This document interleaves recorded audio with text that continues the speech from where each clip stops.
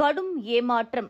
கொந்தளிப்பின் உச்சியில் தமிழக அரசு ஊழியர்கள். தேர்தலுக்கு முன்பு முதலமைச்சர் மு.க.ஸ்டாலின் அரசு ஊழியர்களின் கோரிக்கைகளை நிறைவேற்றுவதாக தனிப்பட்ட முறையில் உறுதியளித்தார். 2021 தேர்தல் பிரச்சாரத்தின் போது திமுக அளித்த முக்கிய வாக்குறுதிகளையும் நிறைவேற்ற தவறிவிட்டது. இதனால் தமிழக அரசு ஊழியர்கள் ஏமாற்றப்பட்ட வாக்குறுதிகள், மோசமான செயல்பாடுகள் மற்றும் அரசின் புறக்கணிப்பு ஆகியவற்றால் தவித்து வருகின்றனர். குறிப்பாக பழைய ஓய்வூதிய திட்டம் குறித்த நிறைவேற்றப்படாத வாக்குறுதி அவர்களின் எதிர்காலத்தை பாதித்து வருகிறது. ஊழியர்களின் பங்களிப்பு இல்லாமல் கடைசியாக பெற்ற ஊதியத்தில் 50% வாழ்நாள் ஓய்வூதியமாக வழங்கப்படுவதை உறுதி செய்யும் பழைய ஓய்வூதிய திட்டத்தை மீண்டும் கொண்டு வருவோம் என்று திமுகவின் 2021 தேர்தல் அறிக்கை வாக்குறுதி அளித்தது. ஆனால் ஆட்சிக்கு வந்து 4 ஆண்டுகள் ஆகியும் இந்த வாக்குறுதி இன்னும் நிறைவேற்றப்படவில்லை. புதிய பங்களிப்பு ஓய்வூதிய திட்டத்தை ரத்து செய்ய கோரி மாநிலம் முழுவதும் தொடர் போராட்டங்கள் நடைபெற்று வருகின்றன. கொரோனா கால நிதி நெருக்கடியை காரணம் காட்டி 2020 முதல் நிறுத்தி வைக்கப்பட்டுள்ள ஈட்டிய விடுப்பு ஒப்படைப்பு பலன்களை மீண்டும் வழங்க ஊழியர்கள் கோரிக்கை விடுத்துள்ளனர். பலமுறை கோரிக்கைகள் எழுப்பியும் 2025ஆம் ஆண்டில் ஜாக்டோ ஜியோ அமைப்புகள் நடத்தியும் இந்த பலன்கள் இன்னும் முடக்கப்பட்டிருப்பதால் அதிருப்தி கடுமையாக அதிகரித்துள்ளது. அவர்கள் அவுட் சோர்சிங் மற்றும் ஒப்பந்த பணிகளுக்கு கடும் எதிர்ப்பு தெரிவித்து வருகின்றனர். குறிப்பாக குரூப் டி பணியிடங்கள் மற்றும் மாநகராட்சி பணிகளை அவுட் சோர்சிங் செய்யும் திட்டத்திற்கு கடும் எதிர்ப்பு கிளம்பியுள்ளது. இதனால் வேலை இழப்பு, சுரண்டல், இடஒதுக்கீடு கொள்கைகள் மீறப்படுதல், பொது சேவைகள் முடங்குதல் ஆகிய துன்பங்களுக்கு ஆளாகி வருவதாக கூறியுள்ளனர். மேலும் வாரிசு வேலை இடஒதுக்கீடு குறைப்பு காரணமாகவும் அவர்கள் அச்சமடைந்துள்ளனர். 2021க்கு முன்பு பணியின் போது இறந்த ஊழியர்களின் வாரிசுகளுக்கு 25% காலியிடங்கள் ஒதுக்கப்பட்டன. திமுக ஆட்சிக்கு வந்த பின் இது 5% குறைக்கப்பட்டுள்ளது. இதனால் பாதிக்கப்பட்ட குடும்பங்கள் நிதி நெருக்கடியில் உள்ளன. மீண்டும் முழுமையான 25% இடஒதுக்கீட்டை மீண்டும் வழங்க அரசு ஊழியர் தொழிற்சங்கங்கள் கோருகின்றன. அதேபோல அங்கன்வாடி மற்றும் சத்துணவு ஊழியர்களின் காலமுறை ஊதியம் மற்றும் பணி நிரந்தரம் தொடர்பான கோரிக்கைகள் தீவிரமடைந்துள்ளன. சத்துணவு ஊழியர்களுக்கு ரூபாய் 26,000 மற்றும் உதவியாளர்களுக்கு ரூபாய் 21,000 மாத ஊதியம் வழங்குவதாக முன்பு உறுதியளிக்கப்பட்டது. ஆனால் அரசின் உறுதியான நடவடிக்கை இல்லாததால் போராட்டங்கள் தீவிரமடைந்துள்ளன. இதுபோல பல்வேறு துறைகளிலும் உள்ள ஊதிய பிரச்சினைகள் குறித்து தங்கள் கொந்தளிப்பை வெளிப்படுத்தி வருகின்றனர். வருவாய்த்துறையின் கீழ் பணிபுரியும் கிராம உதவியாளர்கள் நிலையான ஊதியம், சிறப்பு காலமுறை ஊதிய முறையை நீக்குதல் மற்றும் வாரிசு வேலைகளை மீண்டும் தொடங்குதல் குறித்து ஏற்கனவே ஒப்புக்கொள்ளப்பட்ட தங்கள் கோரிக்கைகளை வலியுறுத்தி வருகின்றனர். சமக்ர சிக்ஷா ஊழியர்கள் தேசிய கல்விக் கொள்கை தொடர்பாக மாநில மத்திய அரசு தொடர்பான கருத்து மோதலில் ஊதிய தாமத பிரச்சினையில் சிக்கியுள்ளனர். கால்நடை பராமரிப்பு துறையில் பணிபுரியும் சுமார் 6,800 தற்காலிக ஊழியர்கள் 2025 ஜனவரி ஊதியத்திற்காக காத்திருக்கின்றனர்.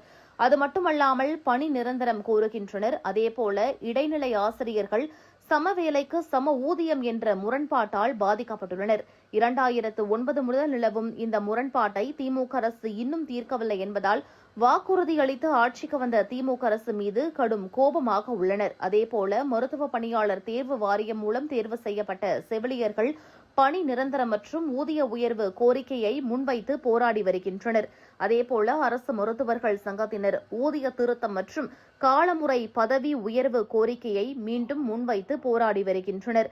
காலியிடங்கள் நிரப்பப்படாததால் பணிச்சுமை அதிகரிப்பு, குறைகளை தீர்க்க சரியான வழிமுறை இல்லாதது, பண்டிகை கால போனஸ் போன்ற ஊக்கத்தொகைகள் மிக குறைவாக இருப்பது குறித்து கடும் அதிருப்தி அடைந்துள்ளனர்.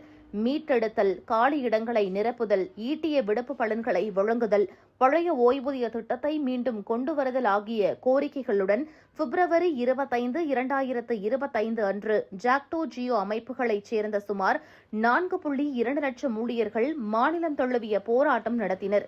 பிப்ரவரி 2025 மீட்டெடுத்தல், 6 லட்சம் காலியிடங்களை நிரப்புதல், அவுட் சோர்சிங் முறையை முடிவுக்கு கொண்டு வருதல் ஆகியவற்றை வலியுறுத்தி தமிழ்நாடு அரசு ஊழியர் சங்கம் திருநெல்வேலி, திருச்சி, தூத்துக்குடியில் 24 மணி நேர தர்ணா போராட்டங்களை வலியுறுத்தினர்.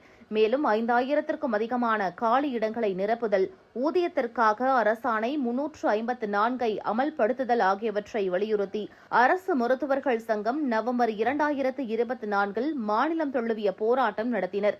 அதேபோல சத்துணவு ஊழியர் சங்கம் சென்ற ஜனவரி 2025 3000 ஒப்பந்த நியமனங்களை நிறுத்துதல், காலி பணியிடங்களை நிரப்புதல் ஆகியவற்றை வலியுறுத்தி உண்ணாவிரதம் மற்றும் ஆர்ப்பாட்டம் நடத்தினர்.